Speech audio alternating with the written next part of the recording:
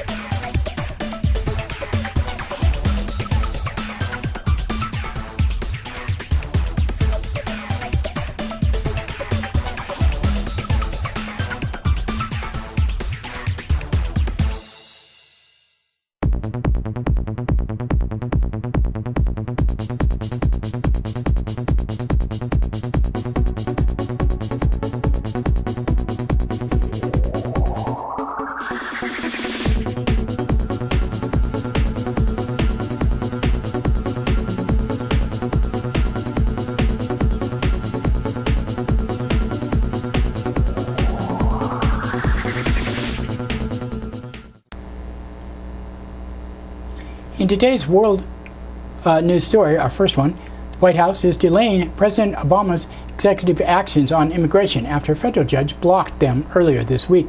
Obama's move to shield millions from deportation is supposed to begin taking its first applications, but U.S. District Judge Andrew Hannon of Brownsville, Texas, issued an injunction after a motion filed by Texas and 25 other states. Administration says it will comply with the ruling and delay accepting applications for work permits and deportation reprieves. Speaking at the White House, President Obama said he is confident the decision will be struck down on appeal. He says this is not the first time where a lower court judge has blocked something or attempted to block something that ultimately was shown to be lawful, and I'm confident that it is well within my authority and tradition of the executive branch's prosecutorial discretion to execute this policy, which will help us make our borders safer, will help us go after criminals and those who don't want to help this country, will help get people on the right side of the law and get out of the shadows. Hannon is open opponent of Obama's reprieve of the undocumented immigrants, previously called it an open invitation to most dangerous criminals in society.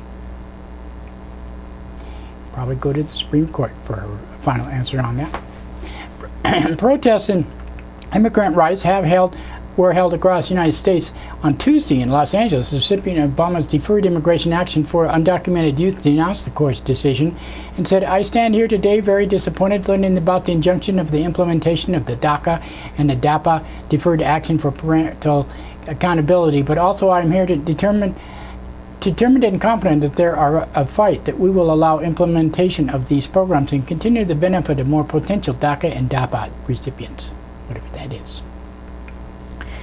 A top UN envoy in Syria says the regime of Bashar al-Assad is willing to halt bombing in flashpoint city of Aleppo for 6 weeks. In a briefing at the Security Council, Staffan de Mistura announced the breakthrough and was saying that he had no illusions about the chance of success and said the government of Syria has indicated to me its willingness to halt all aerial bombings, all types of aerial bombing and artillery shelling for a period of 6 weeks all over the city of Aleppo, from a date which we will be announcing at from Damascus.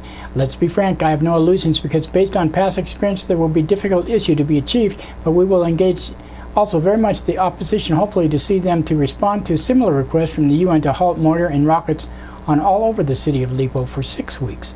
Aleppo has seen intense violence in the government clashes with rebel groups. Syrian civil war enters its 5th year next month. The United States has expanded military coordination with rebels inside Syria. The Wall Street Journal says rebels deemed to be moderate now have the ability to call in U.S. airstrikes on enemy fighters. The United States has set to begin training a group of Syrian rebels on March 1st in Jordan. And Ukrainian forces are withdrawing from the besieged town of Debaltseve after an offensive by pro-Russian rebels. Clashes have continued despite the ceasefire agreement that went into effect over the weekend. Rebels say the truce did not apply to the town, which connects their strongholds, Donetsk and Luhansk. The European Union says the rebels are in clear violation. Ukrainian military has reportedly sustained heavy casualties over the past few days. And the Ukrainian withdrawal comes one day after the UN Security Council unanimously passed a Russian-drafted resolution urging all sides to halt the fighting.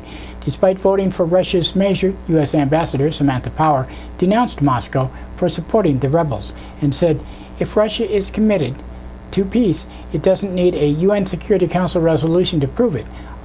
There are actually easier ways to prove it. You could stop arming the separatists, stop sending hundreds of heavy weapons across the border. In addition to your troops, stop pretending you're not doing what you are doing and start calling on and insisting upon the separatists observing the ceasefire around Debaltseve. Jocko's busy today.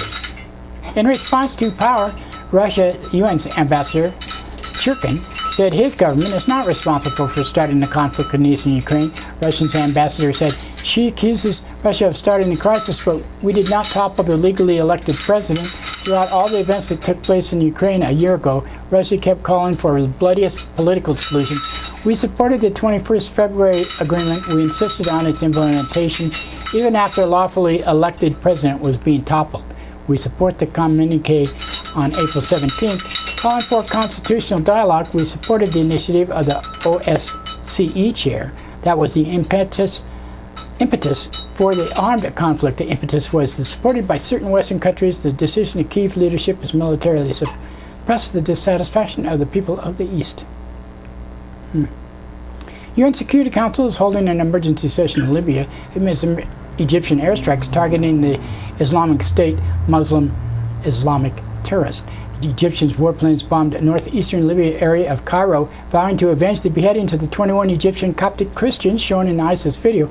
On Tuesday, Egypt called for a global military campaign in Libya to remove the Islamic State terrorists. ISIS is one of the several militant groups that emerged outside Libya since the U.S.-backed ousting of Muammar Gaddafi in 2011. Also Tuesday, Islamic-backed rival government in Tripoli, one of the two claiming power in Libya, sent fighters to confront the Islamic State in the city of Sirte. Greece will reportedly submit a new request that Eurozone extend a loan agreement for up to 6 months following the breakdown talks revising the terms of the international bailout. Talks between Greece and European creditors collapsed this week in disagreement over the future of German-backed austerity. Germany says that no new deal is being offered and Athens must stick to the terms of existing bailout.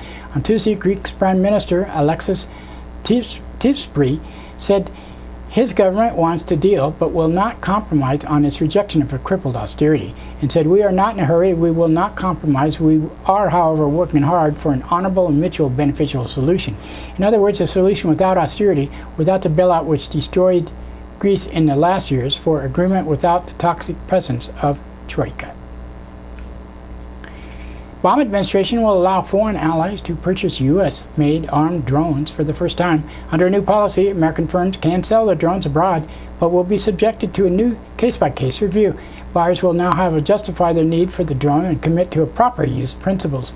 But those standards are classified, so it's unknown if other countries will be able to use drones for extrajudicial killings like the United States does in conflict zones abroad. Washington Post reports that policy partially comes out of a U.S. military corporation intent to tap into the $6 billion global arms market. Speaking on a website, Common Dreams, William Hartung of the Center of International Policy called the drone exports one of Obama's administration's worst policy decisions. I wonder if that was just this week. Regardless of what guidelines are established for the use, history tells us that once the United States transfers a weapon to another nation, it is extremely difficult to control how it's used. U.S. should be reining in on its own drone strikes, not making it easier for other nations to use them. And Ashton Carter has been sworn in as the new Defense Secretary following an overwhelming Senate confirmation vote last week.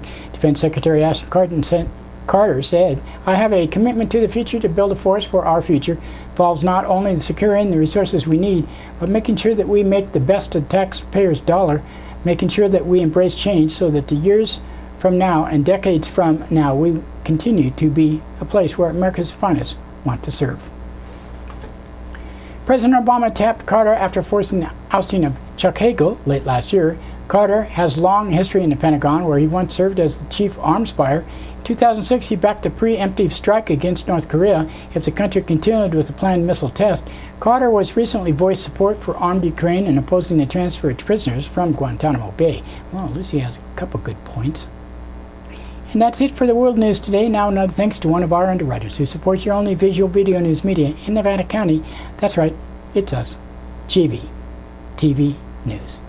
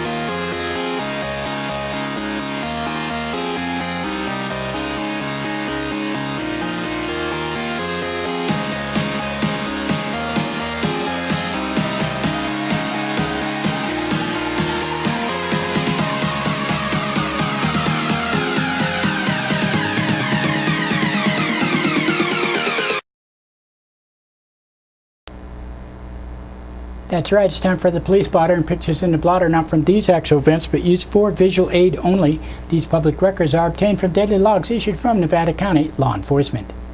Grass Valley Police Department on Monday, 7:15 a.m., a caller from Henderson Street reported a man yelling that he wants to kill people. He was cited on unknown charges. And 1:26 p.m., a man from Woodcrest Way reported someone entered his backyard February 12th. At 1:50 p.m., a caller from Business, West Berry Hill Drive, reported theft of a wallet and tennis shoes. 2:10 p.m., a caller from South Auburn Street reported a pregnant panhandler. 2:57 p.m., a caller from Plaza Drive reported physical fight involving two women. At 3:04 p.m., several men could be heard talking on a pocket dial about babies taking formula and going to get cigs. 5:02 p.m., a caller from Business, Sutton Way, reported a drunken customer made threats and pushed past employees into the kitchen, then left. At 6:23 p.m., a caller from North Star Place reported two women gained entry to an apartment with a ladder through a back window. Burglary was unfounded and the tenant was home. 6:26 p.m., a caller from 500 block of Whiting Street reported three men in a landscape truck drinking beer and urinating in the parking lot, who then left. At 6:46 p.m., a caller from 200 block of Ray Street reported someone just burned toilet paper in the front of a house. The caller wanted the police to be aware of people in the area act mischievously. 8:56 p.m., a caller from 200 block of Sutton Way reported a man yelling for help. No one was located. At 10:48 p.m., A woman from 400 block of Henderson Street reported her vehicle tires had been slashed. In Nevada County Sheriff's Office on Monday, 9:05 a.m., a caller from 21,000 block of Hyatt Road reported neighbors were trying to kill goats by feeding them styrofoam at night. At 10:32 a.m., a caller from 12,000 block of Little Deer Creek Lane reported a resident had been broken into. At 11:42 a.m., a caller from 13,000 block of River Road, Rock Road, reported identity theft. At 11:51 a.m., a caller from Pleasant Valley and Birchville Roads reported a vehicle hit a power line. And 1:31 p.m., a caller from 10,000 block of Alta Sierra Drive reported a man passed out with alcohol around him. And 3:47 p.m., a caller from 15,000 block of Blind Shady Road reported a residential burglary. At 5:20 p.m., a caller from Oak Street and Squirrel Creek Road reported a man yelling about killing minorities. At 6:35 p.m., a caller from 16,000 block of Gary Way reported a trespassing issue. 9:02 p.m., a caller from Idaho, Maryland and Banner Lavacap Roads reported a man running down the middle of the road. And Tuesday, 2:36 a.m., a caller from Red Dog Road and Gold Digger Way reported a drunken driver hit a tree. No injuries were reported. In Nevada City Police Department on Friday, 10:44 a.m., a caller from Highway 30 and Urine Street reported a truck was stolen. 1:22 p.m., a caller from 200 block of Commercial Street reported an internet scam. And Saturday, 12:26 a.m., a caller from 200 block of Broad Street reported an argument involving a man stalking a woman. And 6:13 p.m., a caller from 700 block of Nevada Street reported receiving a call in which a man said a person was selling heroin to a girl and that he was part of a vigilante group coming over there to check it out. And Sunday, 4:09 p.m., a caller from 400 block of Commercial Street reported two drunken men pushing a person into a wall, then left. And 5:51 p.m., a caller from 500 block of Mill Street reported two men in a physical fight. At 8:21 p.m., a caller from 200 block of Broad Street reported men pushing and shoving each other around. And Monday, 11:05 a.m., a caller from 100 block of New Mohawk Road reported theft of mail. Tuesday, 12:45 a.m., a caller from 400 block of Railroad Avenue reported men who were looking like trouble. One was arrested on suspicion of violating probation. And that's it for the blotter today. Now, another thanks to one of our underwriters who supports your only visual video news media in Nevada County. That's right, it's us, GVTV News.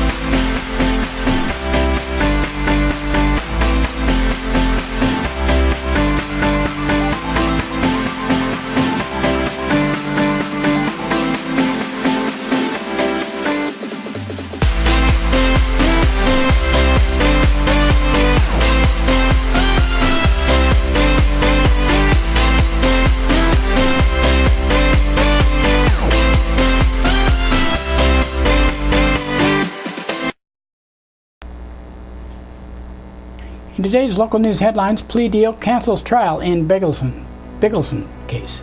And Grass Valley man arrested in alleged babysitter assault.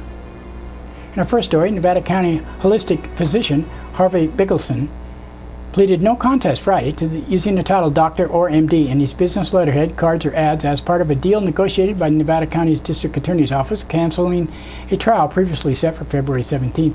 "I'm glad it's over," said Biggleson, 74 years old, whose former Biological Health Institute in Nevada City was raided March 20, 2014 by investigators from California State Medical Board. "I think the DA realized it was BS." The no contest plea, not a frank admission of guilt, but considered in legal terms the same as a guilty plea, was in one of 9 misdemeanor counts filed against Biggleson in a high-profile year-long case alleged he practiced medicine without a license.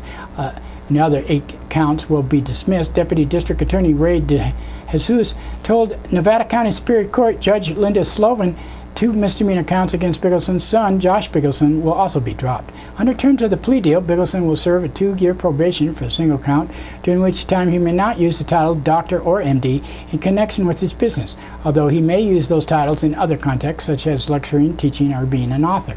During the 2 years, his business will be subject to search and seizure without notice under terms of the deal outlined by De Jesus on Friday. "We think it's a very reasonable outcome," said Biggleson's attorney, Satari Kissam, assistant of Southern California celebrity attorney Mark Garagos.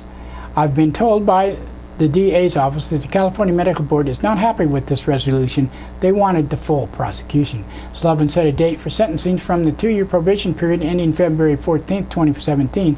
Kissam said that if all goes well during the 2 years, Biggleson will likely withdraw the plea at the time. If he withdraws the plea, all charges will be dropped without any conviction. Biggleson, who lost his house and filed for bankruptcy in the past year that he was unable to work, also will be required to pay $6,750 in costs for state and local investigations. He gets to resume his life, Kasem says. He won't be on pause anymore. De Jesus also agreed Friday to release Biggleson's 2 high-powered microscopes that he used to analyze live blood samples and offer consultation on results of the analysis. Kasem said she would make the necessary arrangements to retrieve the microscopes as soon as possible. Biggleson said Friday he would likely open a private club where people can have their blood analyzed and receive his reports. He said he's not sure where or when the club would open, although he said he had some interest with contacts in Mexico. University of Mexico City has also expressed interest in him doing research there. He said he and his wife Judy said they were grateful for this local support. And he did have a lot of local support. "This town has been so great," said Biggleson, and offering thanks to the dozens of Nevada County residents who wrote letters and to the editor of the Union and other places in support for the attended multiple court hearings, who posted good wishes on Facebook and also helped raise money for his legal defense. "I want to give some lectures here." About 20 supporters attended the brief hearing Friday, some calling the prosecution a witch hunt and a house of horrors. "I think they knew they really couldn't win," said James Henderson of Grass Valley, referring to the legal case. "He wasn't practicing medicine, he was practicing health." Biggleson, a trauma surgeon during the Vietnam War, surrendered his medical license decades ago in Arizona. In a plea deal with the medical establishment, prosecuted him regarding paperwork coding protocols used by some of Biggleson's then clinic associates who were chelation therapists. Biggleson, who has written numerous books and is credited with drafting Arizona's first homeopathic medicine licensing law, left the country after that to practice in Mexico. Returned to the U.S. later to open a clinic in Nevada City, where he said he operated as a consultant to licensed naturopathic and osteopathic physicians. "I served my country as a doctor, decided on life and death, and performed 200 surgeries," says Biggleson, wearing a veteran's baseball cap. "At the time of in Vietnam, it's so insulting that I can't be called a doctor."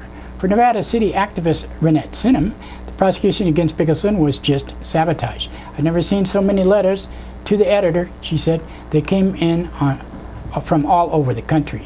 People who never even met him said to me, from what I can tell, this is a friggin' witch hunt," Sinham said.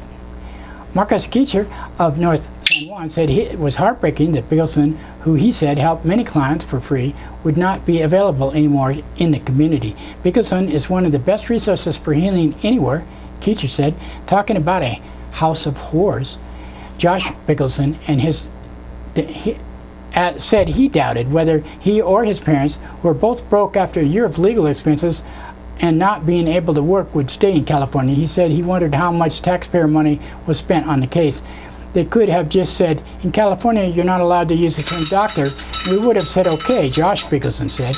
"Instead, they took our house and a year of time and money." Nonetheless, Josh Biggleson said he didn't want people to feel sorry for him or his parents. "You should feel sorry for the people who can't get what they need," he said. "Our clients are the ones who are really hurting." Well, glad it's over. I hope they're okay. Grass Valley man is being held in county jail on $100,000 bail on charges that he drugged and sexually assaulted a 16-year-old babysitter.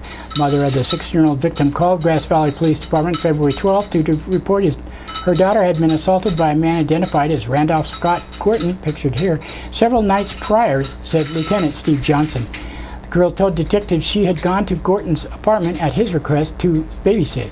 He intentionally drugged her and assaulted her while she was incapacitated, Johnson said, adding that it was believed the drug was given to the girl without her knowledge. He would not specify what the substance was, however. According to Johnson, detectives were able to collect physical and electronic evidence of the assault of the investigation and characterized as a full court press. Gorton was spotted returning to his apartment on Friday afternoon, but reportedly tried to flee when he spotted law enforcement. He pulled into a parking lot on Dorsey Drive, but was boxed in by detectives. Gorton, 35, was arrested and booked into county jail on suspicion of rape of a drug victim, sexual assault of a person younger than 18, unlawfully furnishing a controlled substance to a minor, and possessing a controlled substance for sale. He reportedly is set for arraignment. Well, probably it's already happened since the story's a couple days old. Certainly there is a concern that might be other victims, Johnson said. We're looking into that and any other girls he might have contact with. And that's it for today's news. We'll talk to you next week. Have a good weekend.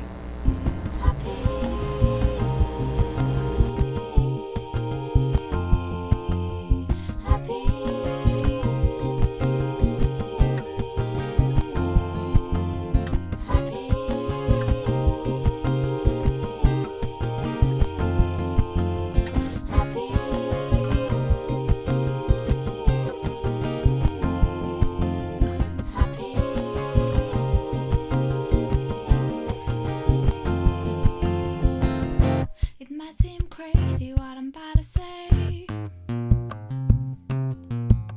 Sunshine, she's